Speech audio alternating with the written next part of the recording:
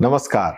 देखिए, महामानव का फिर जो है अपील आ गई जनता से कि अब जो है सोना खरीदना बंद कर दें, विदेश की यात्राएं बंद कर दें। जिस व्यक्ति ने 2014 के अंदर कहा था कि मैं भारत को सोने की चिड़िया बनाऊंगा, 2014 में ये कह रहा था कि हवाई चप्पल पहनने वालों को भी हवाई जहाज में बैठाऊंगा, और आज जिस प्रकार की बातें की जा रही हैं, इन सारी बातों के बारे में तो राहुल गांधी जी ने पहले ही चेताया था। तो ये विश्व गुरु की राह है क्या? देश की जनता से यही वादा किया था आपने कि जब भी कोई मुसीबत आए तो जनता को उनके हाल पे छोड़ दो। और वैसे भी सोना आम आदमी खरीद ही कहां पा रहा है? क्या रेट हो चुके हैं सोने के? क्या परेशानियां आज के समय में लोगों के सामने आ रही हैं? शायद मोदी जी को पता नहीं है। जिस महंगाई को कम करने का वादा करके आप सत्ता के अंदर आए थे, आज वो महंगाई आसमान छू रही है। जिस भ्रष्टाचार को खत्म करने की बात कह के आप सत्ता के अंदर आए थे, आज वो भ्रष्टाचार चरम पे है। चारों तरफ कानून व्यवस्था चौपट है। ये हालत आज देश की हो चुकी है। और आपका सीधा सीधा फंडा है कि सत्ता चाहिए।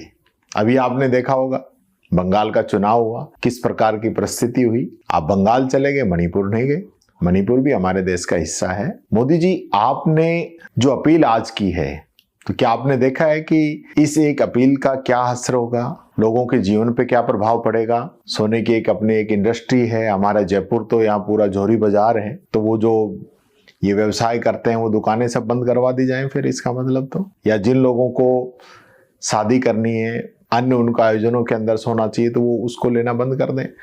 और मेरे को ये भी पता है कि बीजेपी के लोग आएंगे और वो इस चीज़ का प्रचार करेंगे कि मैंने देखिए मेरी बेटी के गहने देने थे लेकिन मैंने नहीं दिए, मैंने मोदी जी की बात मानी। उनसे नहीं चलेगा। आज हमारी परंपराएं क्या है, हमारी संस्कृति क्या है, ये तो आपका फेलियर है। जिन बातों के लिए आप जनता को अपने हाल पे छोड़ रहे हो, आप विदेश यात्रा बंद करने की बात कह रहे हो, सबसे ज्यादा तो विदेश यात्राएं आपने ही की है। हमारे यहाँ तो मुख्यमंत्री जी प्रवास पे चल रहे हैं, रोजाना हेलीकॉप्टर लेके जा रहे हैं। सबसे ज्यादा तेल तो वो आपकी हाजिरी के अंदर फूक रहे हैं। सबसे ज्यादा उनके दौरे दिल्ली के हो रहे हैं। पूरा जो प्रवास का कार्यक्रम चल रहा है, पूरी कानवाई चल रही है, पूरा काफिला चलता है। इससे कैसे काम चलेगा?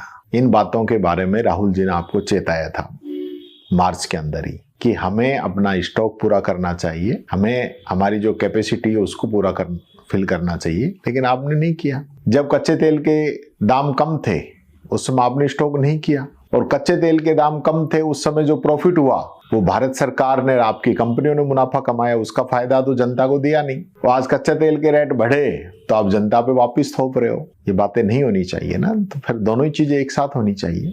इसलिए मैं आपसे कहना चाहूंगा कि आप ये जनता को हकीकत बताएं। आप तो चौथी सबसे बड़ी अर्थव्यवस्था होने का दावा कर रहे थे, कहाँ हैं आप? जरा ये भी बता दीजिए। सब जगह टीवी पे, न्यूज में, सब जगह आपने कहा कि हम चौथी इकोनॉमी बन रहे हैं, बहुत जल्दी तीसरी इकोनॉमी बनेंगे।